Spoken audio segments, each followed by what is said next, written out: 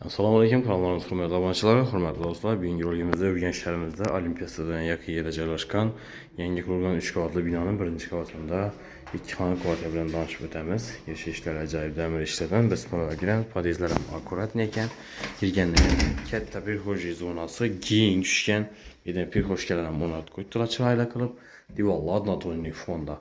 Çəp tərəfimizdə birinci zal qismi, aşxanası, spalni, sanuzi ilə yerləşən hörmətli vətəndaşlar. Birinci chetdən göstərib danışdırıb bara verəmiz əzlə. Birinci şu zalımızdan başlayırıq. Əsası qastinisindən birimizəm kətdə düşkənlə pərdələr asılğan, ayaq tilə girəmləri bağ, televizorlar, fan taxtalar, həmmə şəraitlə qılınğan. Xanadanımıza doğru gəlib yaşayan əzlər. Rəzmir naytədən olsaq yenə bir 330, 340 laba uzinası, 160 əzmirdə. Radiatorları qoyulğan, təyyar xanadan ayaq tiləriniz 100% pol qılınğan, hörmətli vətəndaşlar. Pərdən masamanda bir mislə, hörmətli vətəndaşlar, gəlib doğru yaşayıdan nərsə.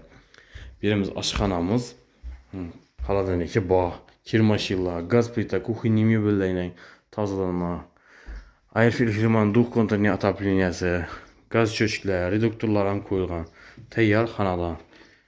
Gördüyünüz kimi əcayib etib sifətlər götürgərlər. Katyonla atapleniya sistemalarını belə arisollar, xaladeniklər. Hem bir adnatonik fonda durdu.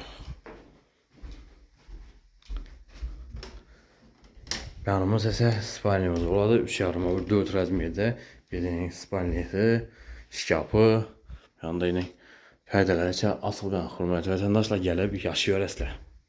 Əcayib girəmlənəm döşək qoydular. Tərəfimiz ise sanuziya qismi oladı. Sanuziyamiz ayaq tiləri qafil, duşu qoydular. Unitazları bağ, divarlar, patologlar plastik. Unitazların bağ, hörmətli vətəndaşlar. Orienter Night Foto'dan olsaq, Orienter Ürgənç şəhərimiz Olimpiya stadionuna yaxın yerdə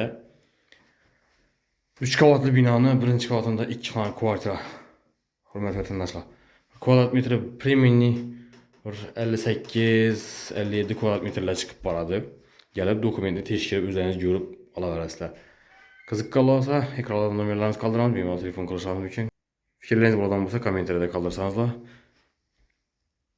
Neçə gerek olursa açsanızlar, şimdi necədən etibarlansa havalı qılıb buramız. Həmməyə sağlıq, amanlıq dilimiz. Kengir ilə görüşünce xeyirlə qalamız.